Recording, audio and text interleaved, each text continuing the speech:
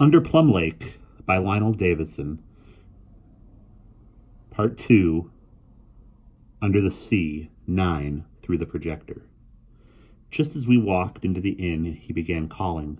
There was a wooden hall there with a reception counter and chairs and tables, enormous, all of them.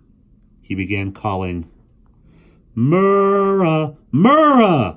And a woman came hurrying in. She was a giantess, bigger even than the men in the forest, and fatter, and she roared with delight at the sight of him. "Dido!" she cried, and bent down and picked him up and hugged him. But he kicked and struggled so much in the air, he was 15 feet in the air, that she put him down and he began shouting at her. She roared pleadingly back.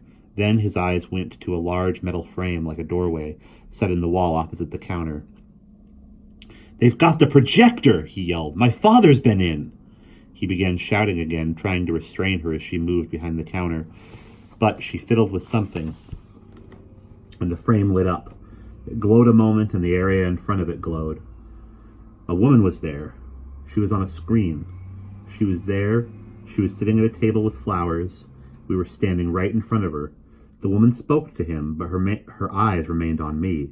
And presently, he pushed us both forward into the glow. And we were there with her in the room. I looked all round the room. I looked behind me. And the room still continued. I wasn't in the inn anymore. I was in the other room. It was the strangest room. It was made of mother-of-pearl or shell. It was in the air. There was a long curving window, and through it I saw sky. The whole room was flickering in the sky. I felt dizzy and faint with a pain in my head, and I turned and found the woman looking at me. "Barry," she said. "Yes," I said. "I am Dido's mother. Do you understand?" "Yes." "Do you know where you are?" "No," I said. It seemed safest to say it. I had no idea. Anyway, I didn't know where I was supposed to be now. She gave me a long look. Dido began to speak, but she cut him off with a few sharp words. And suddenly she wasn't there and the whole room had vanished. We were back in the inn, and he nearly went mad. "We've got to stay here," he shouted. "They won't let me keep you. You've got to be erased here." "Erased? My father will be coming through. They'll do it here." "What do you mean erased?" I said. "Erased. Can't you understand anything? You've got to be erased. But I wanted to keep you for a bit. I wanted to take you to Mount Julius and Plum Lake and the power slopes and skydiving and feed you raguses and feed you ragasass and stardew and panapatty and panzapatty, and to see them go crazy when I took you to parties. They'd never have dared get you themselves. Then they could have erased you." Dido, I said. I was so confused I could hardly think. "About getting erased?" "Just shut up," he said.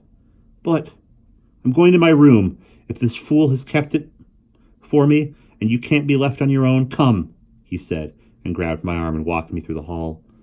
We went in a room, a huge one like a balloon with a bed in it, but he didn't give it a glance. He just pressed a button on the wall, and the opposite wall turned to glass and opened, and he strode out to a veranda. It was a long wooden veranda. A giant was leaning his elbows on a barred wooden railing. But he went as we came out. Dido climbed the bars of the railing and leaned over the top, and so did I. All round was beautiful country, with forested hills swooping to a curving river and hazy mountains in the distance. I couldn't take in anything of what was happening to me. I hadn't for hours.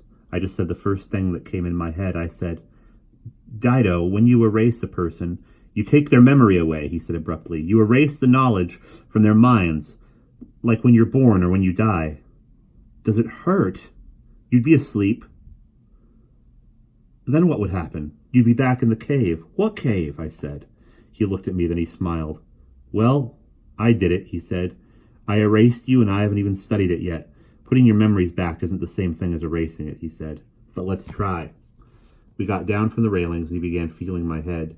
He lifted my face so that I looked into his green eyes. Exactly when it happened, I saw he knew it had happened. "You can remember the cave," he said. "Yes." "And the cliff, and going out the window." "Yes." I wondered how he knew I'd gone out the window.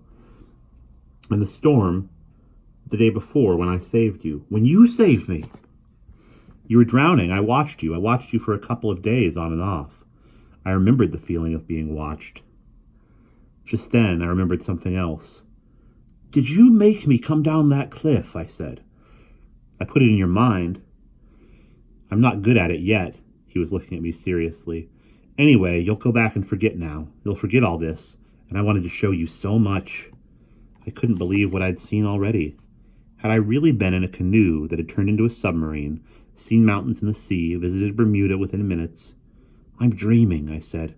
"I know it. I'm not under any sea." "You are," he said, "with another sun and a sky and forests." "Look, you're not going to remember any of it," he said. "Not after they've properly erased you, so there's no harm in telling you now." And that's what he did on the veranda and in the room, while we waited for the people to come and erase me, and I began to learn things that I should not have learned. And that's the end of part 9.